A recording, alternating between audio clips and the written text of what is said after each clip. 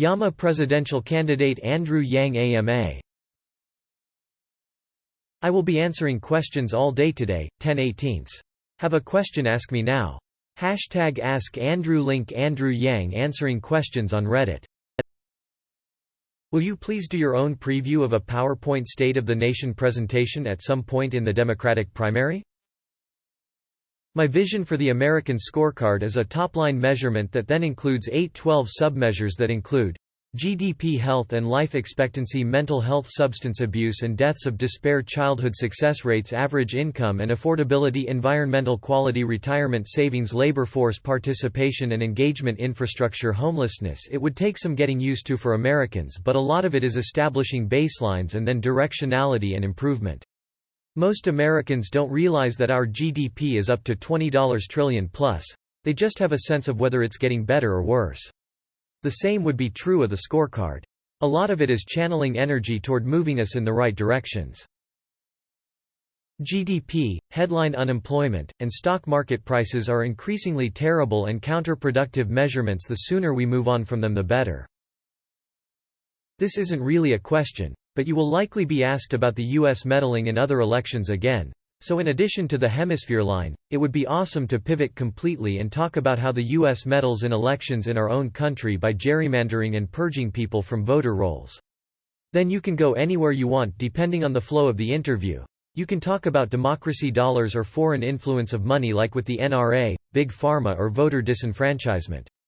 Shout out to you, yfern0328 for this awesome response. I just wanted to put it out to the campaign so you see it. How are real estate sales affected by your proposed VAT? Traditionally, residential real estate is exempted from it. Commercial real estate is also exempt if long-term. I like to follow what other countries have done successfully when appropriate. Will the freedom dividend be tied to inflation or would it be left up to Congress to increase it? Tied to CPI annually. For those who don't know, I had to look it up. CPI is Consumer Price Index, which is a metric that combines the cost of several things, eggs, bread, etc., into one number. Hi Andrew, thanks for taking our questions. While Asian Americans are the fastest growing and fourth largest racial group today, voting turnout continues to trend at a historically low rate. How do you plan to engage with and mobilize the Asian American electorate without resorting to identity politics? I'm excited to say that I think this is happening organically. But I am very happy to spend time with people in the Asian American community because I think activating our community politically is very important for the country and can be one of the positive impacts of my campaign. Would you please consider doing another Joe Rogan Experience appearance, but this time with Elon Musk? Your appearance got something like 4M plus views while Elon's got 26M. The publicity would be huge. Dual appearance, I like it. Hey Andrew, what is your favorite national park? What is your plan for public land and the National Park Services? Visited Yosemite and was blown away. Need to protect and preserve national parks and public lands. It's one of the only things that we can promise our young people we've handed to them in the right way. I would expand the U.S. Forest Service because we need to do a much better job tending our forests in the era of climate change so they don't become tinderboxes. Not quite your question but related. Can you give us any information on how you plan to move up in the polls or any of your strategy? We're dying to know how you're gonna win. We are going to do more of what has been working, some of the basic blocking and tackling, and then some fun unprecedented stuff. Can't spill the beans entirely here, but we see the path and are going for it. Thanks to our supporters we have real resources to work with and I believe we will make more out of what we have than other campaigns. Question. What do you say to people that agree with your policies and philosophy but think a vote for you would ultimately benefit the Republicans due to you not having enough support to take down Trump? It's the primary. Throwing energy behind me will only help. I'm one of only 2 candidates in the field that 10% or more of Trump voters say they would support in the general, which gives me a better chance to beat Trump in the general than just about any other candidate, and I'm beating him in head-to-head matchups by 8 points in swing states. If you're looking to ensure Trump's defeat, I'm the best bet or one of the best bets. Hey Chief, thank you so much for answering these questions. My question is regarding a topic that has been causing me more and more anxiety lately. The rampant human rights abuses of China. I know you've mentioned you want to work with them. But as we've known for over a decade and as the UN Tribunal recently reported, China is holding millions of religious prisoners, Falun Gong and Uyghur Muslims, captive in concentration camps and murdering them on demand to harvest their organs for profit. This is genocide. It is no exaggeration to compare their actions to those of the Nazis. Meanwhile, the US has normal relations with them and they profit greatly off of access to our markets. I can't help but feel as an American that I'm tacitly supporting a genocide, and I'm disgusted. As president, what specific steps will you take to force China to end this repugnant genocide? Edit. While I really appreciated the answer, and I'm thrilled to have directly communicated with a politician I greatly admire and who I will definitely be voting for, I wish that it had included an unequivocal declaration that China is committing genocide and we intend to stop it. Having researched the Rwandan genocide, it was painful to see U.S. officials dance around that incredibly powerful word. Please, Chief, put your foot down here and use the word that correctly describes their action. Millions of people in China are currently imprisoned without light, without hope. They need America to be the shining city on the hill that it was born to be. China has two main priorities: maintaining robust economic growth and maintaining social political order. The only way to influence their policies is to speak to one of these goals. The United States has a key role in maintaining China's economic growth. The best way to improve their treatment of various groups is to make it clear that doing so is vital to maintaining their continued economic trajectory. It will take a combination of both sticks and carrots. To me, the US and China having at least some form of relationship will be crucial to address not just human rights issues but also climate change, AI, North Korea and other vital concerns. Managing the relationship will be one of my top priorities. Yang. The people have a right to know. What is your favorite anime and why? Akira. I'm old school. Can you talk a little bit about what your campaign is planning on investing in prior to Iowa to reach the older generation, and your untapped demographics, black voters, religious Bible Belt people etc.? I know you guys are running a super lean organization that's wildly successful for the money spent, and you have cash on hand. What are the investments you will be making to answer why I should continue sending you donations? By the way, you single-handedly inspired myself and many others to actually care about politics again. Thank you so much for running. I'm sure it's not easy. The traditional playbook in Iowa involves TV ads. It's a very efficient TV market, i.e. you target Des Moines and Iowa City and you can cover the state very cost-efficiently without a lot of excess. A lot of older voters watch TV. We are not above doing the traditional things that have been proven to be effective in addition to some of the less traditional things. Part of it is timing. Would you throw TV ads up 3-4 months prior to voting? Or would you wait until voters are closer to an action point? We will do some Yangian things in Iowa and some traditional things. I listen to the data and so does my team. Please trust that we will put the resources to work where we think we will get the most bang for our buck, and that the goal is to win. One of the most common criticisms of a VAT, especially from the progressive wing of the party, is that it's regressive. Why wouldn't this negatively affect lower-income Americans, and why you do believe it's the best way to pay for a UBI? P.S. Thank you for existing and thank you Evelyn for allowing this campaign to happen. A VAT is a very efficient tax that is used by just about every developed country in the world right now, including Denmark, Sweden, France and other countries that are regarded as super progressive. It can be tailored to exempt, say, consumer staples and fall more heavily on luxury goods. The key is to give ourselves a way to benefit from the super efficiencies of the 21st century economy because our corporate tax system will not do it. Super progressive countries use a VAT and then do all sorts of great things with it. We should do the same, including putting buying power directly into our hands. Thank you, and I thank Evelyn every day I can. Hey Andrew. I'm 35, and I've worked in call centers for about 10 years, and have been automating the boring stuff with code for the vast majority. I've seen people being replaced with code that I wrote directly, not by layoffs, but by natural attrition. I believe this is going to greatly impact my generation, along with the others coming into the workforce greatly. How do you convey your message to older generations who don't necessarily care that they're going to be replaced because they will be retiring? Thanks. P.S. Can't wait for my sweet math stickers. Thank you very much for sharing your experience. Older generations are struggling with retirement savings. I've met many seniors. They also have kids. I've found that people tend to care about issues that don't directly impact them if they feel like it will leave a mess for their children. Thanks for the support. I love the math stickers too. When you become president, what do you do if Congress, Mitch McConnell, or whoever tries to completely stonewall the freedom dividend? When you imagine me winning in 2021, think about it, I will have won on the freedom dividend. Democrats will be exultant to have beaten Donald Trump. They will be looking to get money to families to make us stronger and healthier. But the kicker is that Republicans, conservatives and libertarians don't hate the dividend. Alaska is a deep red state and their dividend was passed by a Republican governor. Conservatives don't dislike greater individual freedom and autonomy. Republicans will see that it benefits rural areas and red states on the interior disproportionately, places that have gotten bombed out by automation. Can you imagine their offices and phone lines? Plus, we don't need 65% of Congress, we just need a majority. Cash is hard to demonize.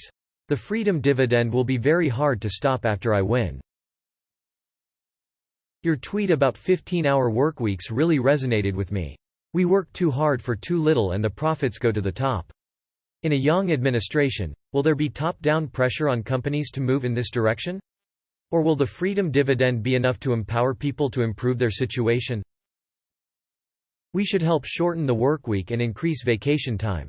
The data shows that it would not decrease our productivity, and right now we are growing increasingly stressed out and overworked. I would pursue ways to encourage this at the federal level, though I would want to maintain the discretion of individual business owners and workers in some environments. Basically, I think different people and different organizations have different needs. A startup is a very different workplace than a mature company or a government agency. It's not one size fits all. But yes, I think we should move toward shorter workweeks, and I think this could use a nudge from government, as individual firms will always be pushing to maximize employee work hours. Andrew, I've looked into the numbers as well, and the elephant in the room that no one wants to discuss is how the productivity wage gap isn't due to corporations exploiting average workers, it's actually just efficient markets in action. A chart I put together using BLS.gov data alludes to this fact. Link: just 2% of the workforce, concentrated in tech, computers, semiconductors, software mainly, is responsible for just about all of the productivity growth since 1980. 40% of the workforce, mainly retail and wholesale trade and restaurant workers, have seen hardly any gains in productivity since 1980. Do you think it's worth addressing this fact on a debate stage? I think many Americans are disillusioned by the gap in productivity and wages. Many are convinced it's exploitive corporations, when the truth is a single computer scientist can produce more output than 100 warehouse workers. I think many Americans are preoccupied with low unemployment numbers, and don't see that labor force participation is at its lowest level since 1980. This feels a lot like the housing crash in '08. The numbers and facts are right in front of our eyes, but everyone seems to be ignoring this reality. I've seen the same numbers and drawn similar conclusions. Will do my best to help people understand that we are in an era where productivity and human activity are not necessarily aligned, and that we should be cool with that. In many ways, this is the key to the whole campaign. Hi Andrew, thanks for giving me hope in our politics and our country's future. I wanted to ask you a question about pharmaceutical advertising. There are only two countries, the US and New Zealand, that allow direct-to-consumer, DTC, pharmaceutical advertising with product claims. In an ideal world, consumers would be knowledgeable enough and information would flow freely enough such that this practice only added information for them to make more informed decisions. But in practice, there are many negative effects from this practice. It is often a way for certain companies to manipulate audiences and maintain an entrenched advantage, moving medicine away from being evidence-based. This practice gives pharmaceutical companies undue influence over media companies as their biggest customers. Pharmaceutical companies even have a seat on media boards, if I'm not mistaken. It becomes an arms race and diverts money away from far more important things. For instance, almost every top pharmaceutical company spends more on marketing than on R&D. sometimes by a factor of more than 2 to 1. Would you disallow or regulate this practice? I hate these drug promotion ads and will look to regulate or disallow them. I think they are bad for our public health. The doctors would probably love getting rid of them too. I would celebrate never having to hear a list of rancid side effects again, and I know millions of Americans would join me. Andrew. How does the freedom dividend solve homelessness if a majority of homeless don't have identification, access to records that would prove their eligibility, and are unbanked and without an address to receive a check? He has proposed a model that many other countries use, which is provide basic banking services from the post office. That would probably be at least part of his answer. I really appreciated your mini Twitter warpath yesterday against the automation deniers both in the media and otherwise. Can we expect this more aggressive version of you to be out there more ardently defending against the rampant misinformation campaigns against you from now on? It upsets me when people take aim at facts for a particular agenda. I mean, let's have a data-driven discussion. The intellectual laziness in certain quarters has been deeply disappointing. There are times when I'll ignore it and times when I'll call it out. I'm confident that our message is getting out independently and thank everyone who has been making that happen day in and day out. Shifting to healthier food culture, economy? Make Americans truly healthy. Any plans on improving American preventable chronic diseases? To lessen cost of M for all, such as obesity, diabetes, heart diseases through education, diet. Any concern about American sugar, cola, fast food industry doing harm to American life expectancy? E.g., could we shift, educate peoples to food cultures like healthy whole fast food, 7-11s in Japan, or shift our food economy towards that? Maybe incentives big supermarket Walmart, 7-Eleven, Costco to adjust like their Japanese counterparts to make Americans truly healthy. Yes, math pun intended. I feel like so much of this is tied to the freedom dividend. If you are trying to feed your kids by any means necessary, then hitting the fast food restaurant will become a routine, particularly because the kid likes it. If you put real resources and choices into our hands, then people will become more discerning and choosy, and businesses will follow suit. The grocer will open in the urban neighborhood, the supply chain will shift, etc. There is a lot more to be done here. But a lot of it is giving people real agency and freedom to choose healthier food. Hello Andrew. You state that we need to ban the most dangerous weapons that make mass shootings as deadly as they have become on your website. What do you mean by that? The overwhelming majority of mass shootings are done with handguns, not semi-automatic rifles. Can you elaborate what you actually plan to do? There's a lot of conservatives that like your views in most areas, but are unwilling to give you a shot due to your view on guns. This is my only hurdle in being full on Yang. I'd also love some clarity. Being a pro-2A Democrat in 2020 feels like being an orphan. Do you value gun rights? I lean libertarian. I like you as a candidate in general, but I tend to shy away from the Democratic Party due to its stance on guns. I think we need to make Americans safer and that there is an epidemic of gun violence that we should try to address at every link in the chain. I'm for a voluntary gun buyback and common-sense gun safety laws that I think most Americans agree on. The truth is that almost two-thirds RDS of gun deaths are suicides. This is an everyone problem. Gun owners have families too. We should be looking at everything from our families to our schools to our communities to our mental health and not just the last steps in the chain. I hope that gives you a sense of where I am. I want to help make Americans safer and healthier. But I do value Americans' Second Amendment rights and want to find areas of agreement. Andrew. How did you meet Zach and the rest of your early team? I am profoundly grateful to everyone who joined the early team. Imagine what the campaign looked like then. I'm sure it seemed quixotic, so it took a special person to join and put their heart and soul into making the campaign what it is today. Zach and I met through Venture for America. He worked at UBS in client philanthropy, and UBS supported Venture for America in its earliest days. Zach had started his own nonprofit, so we'd bonded over that. I was an advisor to his nonprofit Suit Up, volunteersuitup.com, that helps schoolchildren learn about business. Zach is an entrepreneur and saw the potential for the campaign.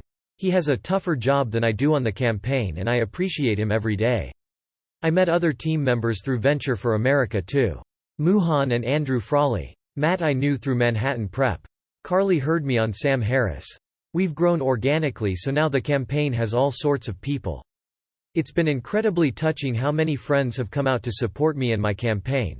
But I'll always give the most credit to the folks who quit their jobs and threw in with the Upstart campaign that seemed very unlikely in the beginning. It seems like anti-intellectualism has found a home in today's America, while the USA continues to fall in the worldwide education rankings. What is your plan to reverse this trend? Make America think harder. Hi Andrew. As a conservative, you seem like one of the only person on the other side of the aisle that is actually worth listening to and has concrete plans that I could see myself getting behind. I have heard from many other people on the right who could see voting for you. Do you think that the support from some Republicans hurts you as it seems the Democratic Party moves further to the left? You would think that people from the other side of the aisle would be pumped to have bipartisan support for a candidate. It's a bad thing when people think that if someone else likes a candidate that means you shouldn't. I personally don't think that happens as much as one might think. Most people will make up their own minds and listen more to their friends and family than the commentariat. This is the campaign of common sense, and I believe it will bring the country together.